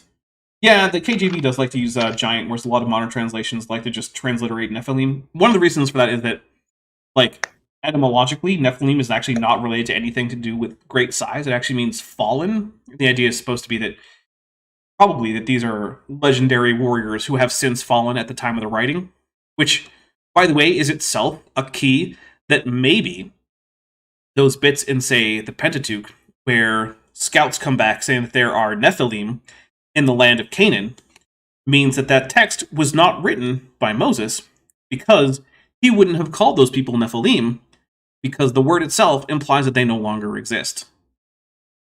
So, one of those actually many parts of the text that indicate that it was not written contemporaneous to the events described. Would you like to hear my VBS song about that story? Sure. 12 men went to spy on Cana. 10 were bad and 2 were good. What did they see when they spied on Cana? 10 were bad and 2 were good. Some saw giants big and tall. Some saw grapes in clusters fall. Some saw God rule over all. 10 were bad and 2 were good. Wow. God should have picked better scouts. Savage pre-Yiddish Cobra for $5 said, "This is amazing. A man that understands language and translation worse than Kent Hovind." Yeah, it's hard to fathom, but it's true. As to Reverse Lamed Review for $5 says, "I bet most people who read the KJV don't understand it. Least of all, this knuckle walker." No, it is essentially impossible as a modern English speaker to come to the KJV without extensive knowledge of the history of the English language and simply read it and understand what most of it says without any problem. You will misunderstand almost every chapter in the King James Version if you are a modern English speaker who does not have extensive training in historical English language. Like, it's just a fact. Yeah. In fact, it was... Listen, Sorry, go ahead. If you like the KJV for, like, the Psalms sound kind of, like, poetic-y and nicer-y, right? That's nicer, tack-y, nicer-y. That's a word now. Definitely. Like, go nuts, right? Yeah. But if you're trying to do, like serious Bible study, even theological work with the text, right, versus like historical biblical studies, right? If you're trying to do, like, just get a better translation, like, just do a better one. Yep. For its time, the KJV wasn't bad. Its time was a long time ago. But that time was a long time ago. We can be less wrong about stuff. It was written almost like poetically. It's written in the era of Shakespeare, so the language is entirely different today. I mean, it's actually based on language from significantly before Shakespeare, but he's not wrong that the language is entirely different, so I guess take a drink. Technically correct. Technically correct, and also kind of wrong, but we'll take a drink. There's a little nugget. Yeah. Oh, hey! He never went full anti-Semitic in that rant. That's true. It was only sort of way in the background. It was way in the background. It wasn't, like, overt. Yeah. Good job. Yeah. Lean into that. Yeah, keep being not overtly anti-Semitic. Yeah, well, not overtly anti-Semitic. I'm saying don't be anti-Semitic, Ramat, is probably a bridge too far. That's true. Yeah. But, like, we love that for you. Yeah. Like, work on that. Love that. Yeah. Maybe someday he'll even get to the point where he's just not anti-Semitic. That'd be amazing. It would be amazing, which is why I don't think it'll happen. Nobody talks like that. I mean, can you imagine walking up and saying, "Hail, how art thou today?" People would just look at you like, that dude's crazy. I mean, I'm already a Ceratosaurus walking around the desert of Arizona. It wouldn't be that big of a difference. Also, hey, my Shakespeare improv friends have words to say with you. I mean, what is it? I took a class in Shakespeare improv, and it was so much fun. I had to, like, drop out of the student showcase because it was too close to my defense. But I think we're actually going to do a show in a month or so. Nice. And I'm super excited. Like, what's he at a Renaissance festival? Like, what's going on here? It just wouldn't even make sense. Yes, exactly. I have You have to play World of Warcraft to hear that. That was a joke that didn't land. I'm taking another drink. No. Someone ask him about epigenetics and how that drives species mutation and new species emergence. How epigenetics drives species mutation is not a phrase that means anything, but let's see what Raw Matt does with it. Okay, wait, Dapper, really fast. Okay, can you refresh my memory on epigenetics? Yes, so epigenetics is changes in the structure of the genome, but not the sequence of the genome. So you might know about nucleotides, the A, C, T, and G. I sure do. Yeah. So mutations change those. Epigenetic changes change the actual physical arrangement of the genome in a chromosome. So, for instance, some aspects of that might be that some parts of your genome are bound up as heterochromatin, which is particularly hard to unravel. Or some of it might be methylated, which changes whether or not it's likely to be expressed in various contexts, right? So epigenetics basically is a level above the sequence of the genome and refers to chemical processes that affect the physical structure of how the genome is arranged into a chromosome, which can activate or suppress certain genes in certain contexts. So, for instance, in a particular context where you are very, say, low on calories, you might end up, say, activating genes that tend to make you produce or store more of the calories that you do take in as adipose to create an energy store. Whereas someone else with similar genetics to you, who is in a food abundant area, might not have any of those genes turn on. Okay. So. Okay. Yeah. So epigenetics. It's not that I have the ability to turn those genes on, right? Because that would be in a like food deprived state, right? But rather, well, so your genome stays the same, but which parts of it are actually active can change as a result of epigenetics, which themselves are triggered by environmental conditions. Okay, sorry. So the thing I was trying to make sure I understood is that, like, so we have two people, person A, person B, and person A is in an environment with is in a low caloric environment, and person B is not, right? Mm-hmm. If person B were brought into that same environment as person A, then they would have the same, like... It would take time, but they might eventually reach the same kind of epigenetic markers between the two of them. Okay. So it's not an ability to get into different states, because that sounds genetic, but it is whether or not you are in a different state. Yeah, that's not a bad way to think about it. Okay, cool. Then I'm good to go.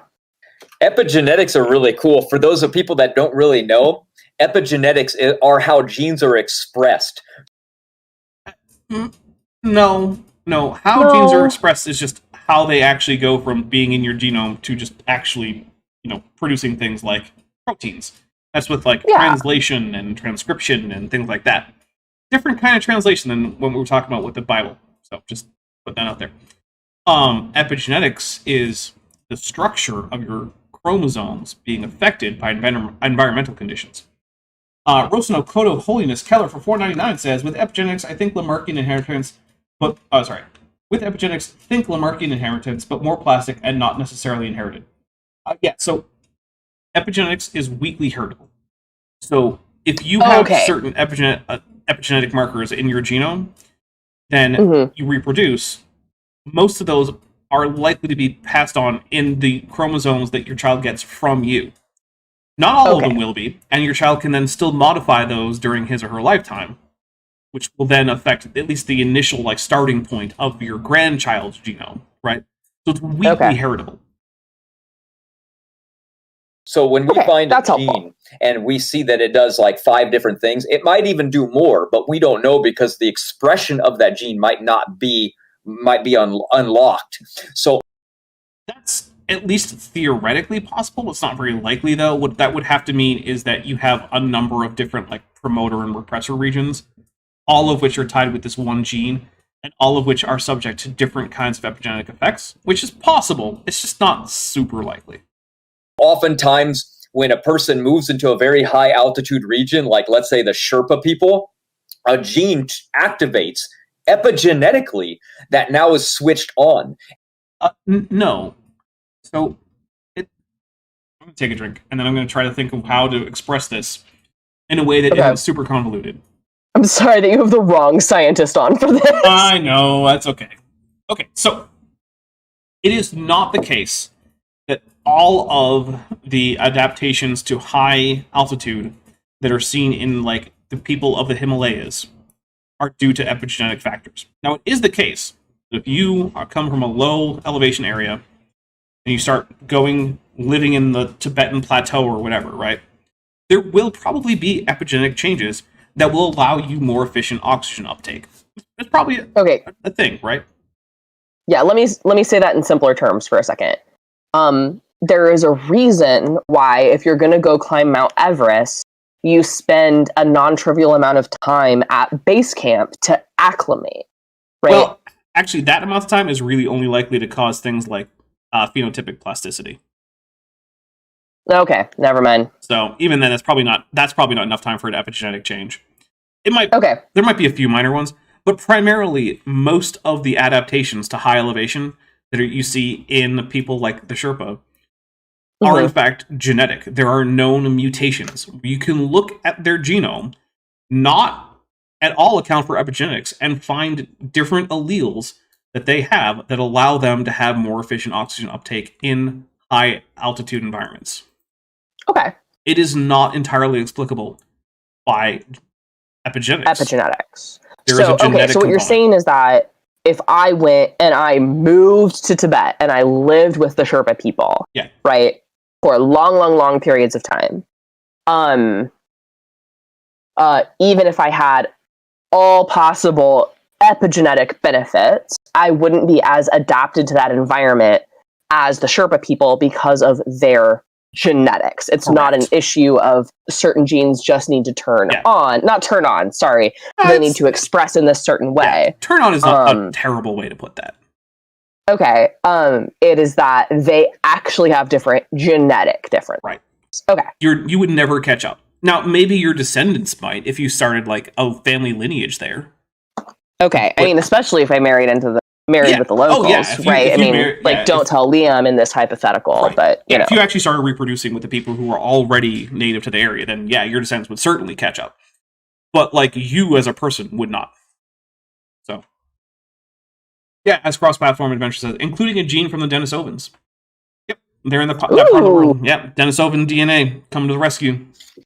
I have no Denisovan DNA. I've got a non-trivial amount of Neanderthal, but I almost certainly don't, and if I do, it's buried in that 1% like Hudson Bay Native American that's in there. Oh, okay. Yeah, which actually was only a recently thing that they localized it to the Hudson Bay area.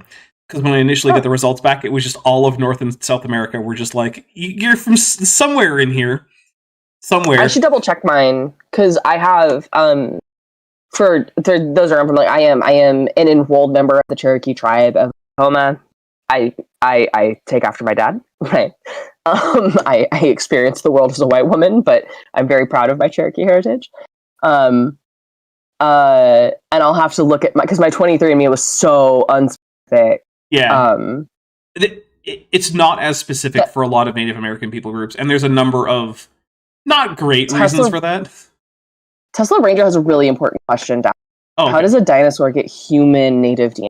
Oh, so this is my reference to my adoptive human family. Don't worry about that.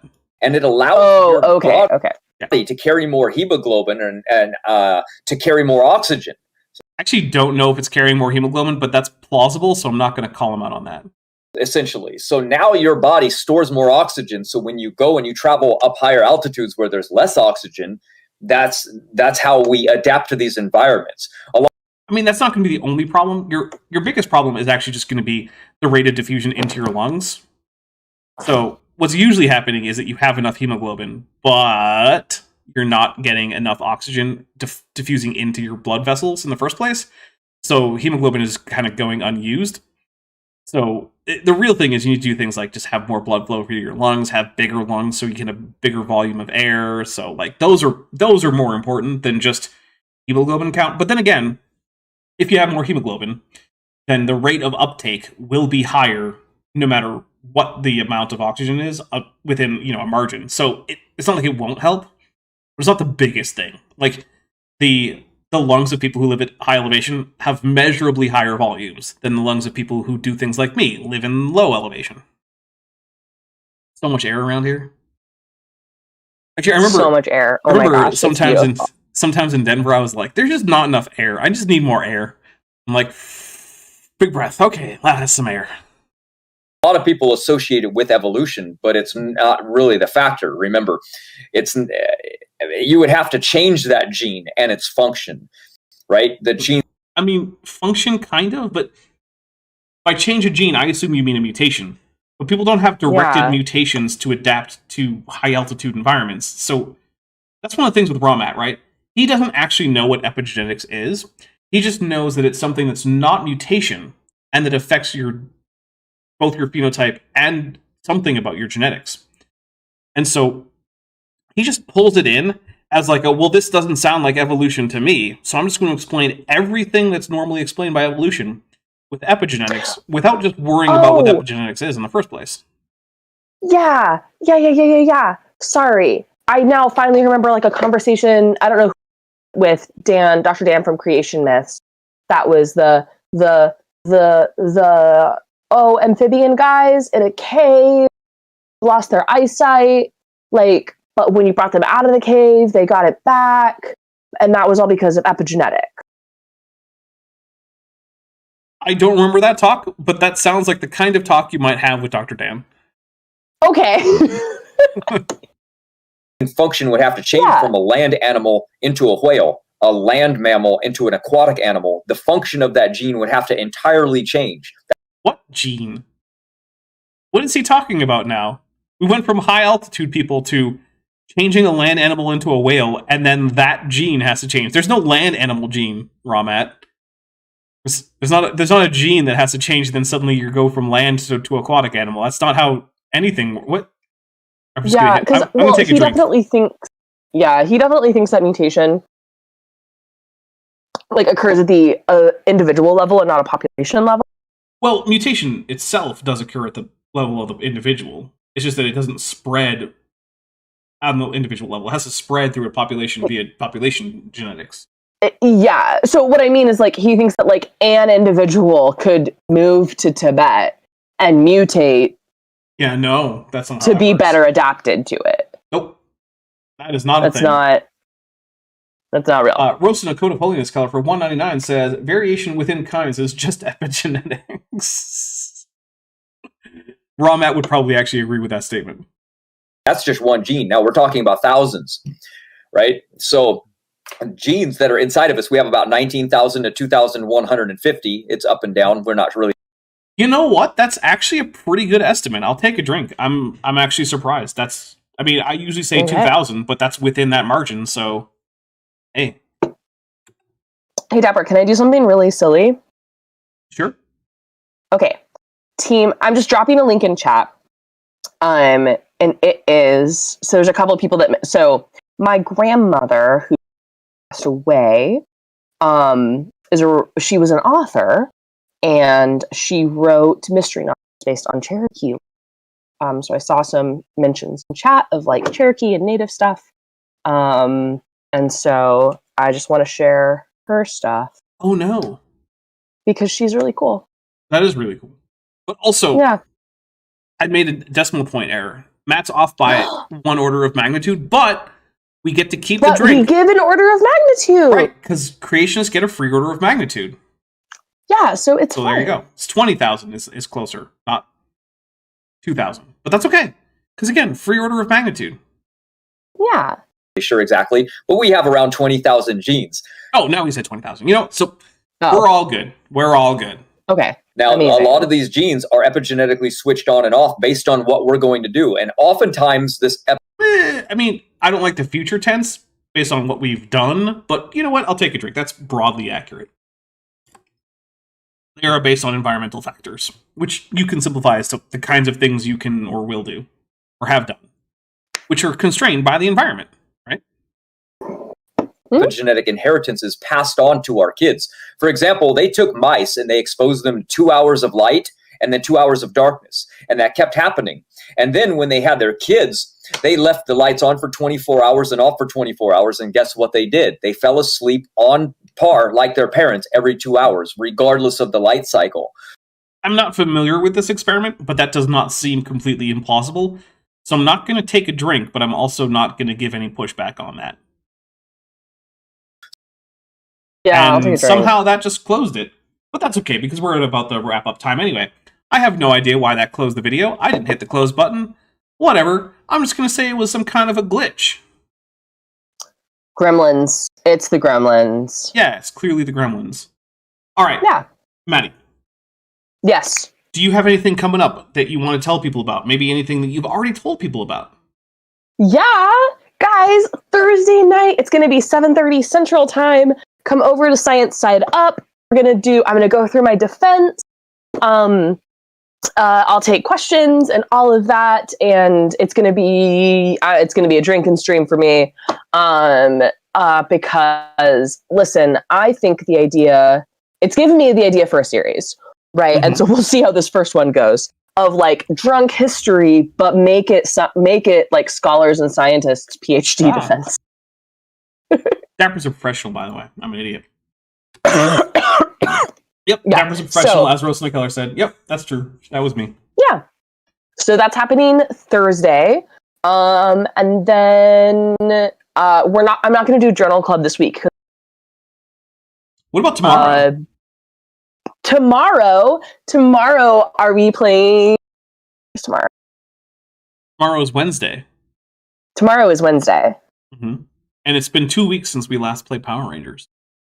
Yeah, listen, I was hoping we were going to play Power Rangers tomorrow, but sometimes people's schedules suck and we can't play. Well, hopefully we're going to play Power Rangers on Top Hats Off, if that's something you're interested in. That's my other channel. Yeah, come watch me be Claire Masters, the very helpful biologist.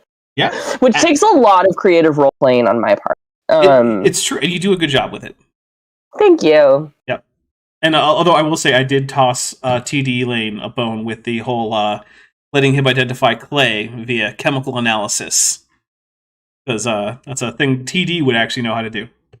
Okay, so on this channel, let's take a look at what is coming up. So, like I said, this is on Top Hats Off, my second channel. There's Power Rangers hopefully tomorrow at 6 p.m. Pacific, 9 p.m. Eastern. But then on Thursday, we've got For the Bible Tells Me So, which is part 2 of the Jennifer Hall Rivera series. She is going to be talking about Bible stuff. So if you liked Bible Hour with me and Maddie today, maybe go check that out. Yeah. Then for yet more Bible-based content. By the way, I never set out to make a Bible channel. But I'm going to be having Dr. Kip Davis back, assuming that, and that should be at 11 a.m. Pacific, which is 2 p.m. Eastern. That's a bit earlier than normal for Saturdays. It's an hour earlier. That's because Kip Davis has another stream to be on at, I believe, 2 p.m. So we wanted to have a little bit of a gap between there. So I moved mine up. The other stream moved theirs back an hour.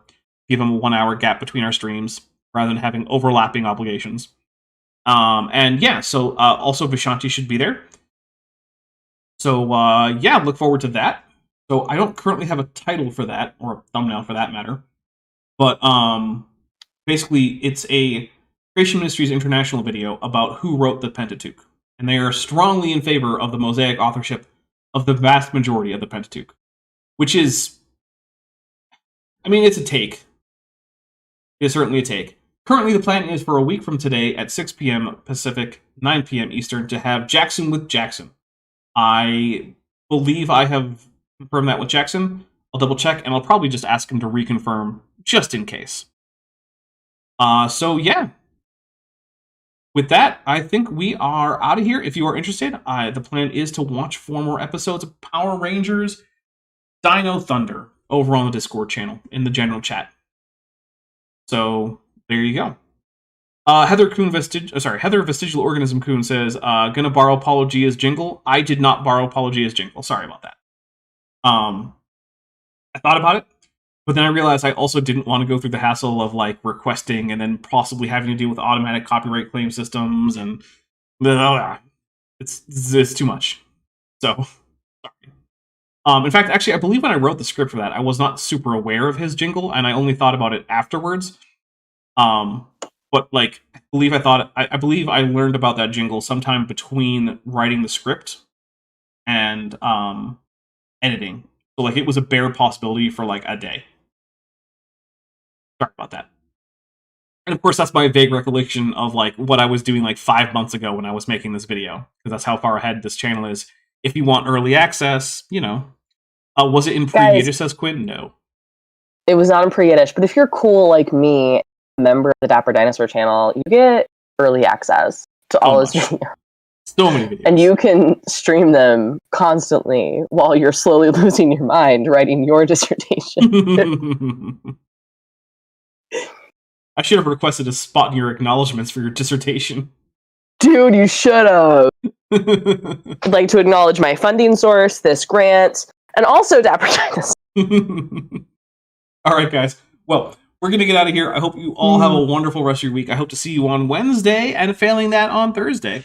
Or both, all, I don't know, every day. Just come hang out at the channel. I'll see y'all later. Oh, real quick. Rosana Keller says, kisses Dapper and congrats, Maddie. Thank you very much. Cheers.